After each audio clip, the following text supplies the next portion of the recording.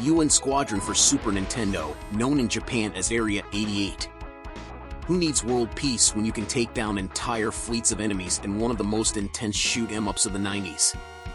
Yes, we're talking about that little game that makes you feel like a Top Gun, or at least makes you hope you are, since you basically die faster than you can say game over. Technically, UN Squadron is a horizontal scrolling shooter that offers you the possibility to choose between 3 pilots with different abilities. The game immediately stands out with its progression system similar to an airborne mercenary simulator. You have to earn money to buy weapons and upgrades. You know those games where you have to manage resources and plan? Well, here you find yourself wondering why you spent all your money on missiles you'll never use. Value? Well, the fact that you can choose different strategies based on the money you have accumulated. But if you waste them all in the first level, well, I'd better wish you good luck. Graphics. Graphically, it's a Super Nintendo marvel. Detailed sprites, vibrant colors, explosions, and screen-filling animations. The developers apparently said, let's put as many things as possible on the screen, see if the player can survive. There are also visual effects to simulate the perspective and movement of enemies, which give you that false sense of security before a hail of bullets hits you mercilessly.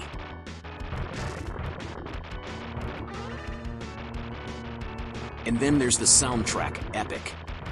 She's so energetic that she makes you feel like you're flying the plane, at least until you run out of lives. The music is a triumphal march towards your inevitable defeat, but at least you'll do it in style. The sound effects are pretty standard, but hearing the sound of your shots, the explosions, and the constant danger alert makes you feel like you're in a real battle, even if the battle is against yourself. Where to start with the difficulty? Squadron is the classic game that says, hey, you want to feel good at shooting? Well, you're not. The challenge level is high from the first moment. You have an energy bar, which is nice, sure, but enemies and bosses overwhelm you with such intense fire that you wonder if you chose the right game. And then there are those surprise moments where a giant boss appears, and you realize you don't have enough firepower to take it down. That's when you realize you've made questionable choices on the gun purchase screen.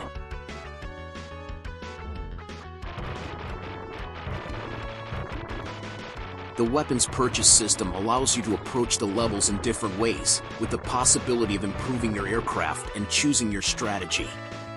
For a 1991 game, UN Squadron has a visual presentation that still holds up today. Turbocharge your adrenaline, even when you're about to crash. Unfair difficulty? Oh, absolutely. If you expect to relax, I recommend a herbal tea and a nice blanket. If you choose UN Squadron, prepare to launch your controller. You may find yourself running out of money for weapons just when you need them most, and the wrong choice can ruin an entire mission. Oh, great.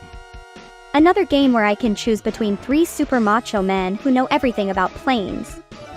Who knows if with the money I earn I could buy a pink plane with glitter, right?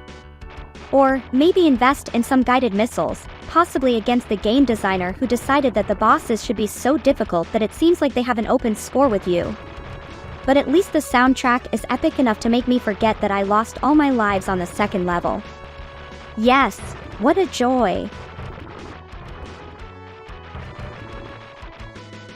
In summary, UN Squadron is a game that knows how to win you over, only to then give you a good beating. But at the end of the day, even with its flaws, it's a memorable title that drove gamers at the time and continues to do so crazy. But hey, at least it's not one of those games where you win by randomly pressing buttons, right?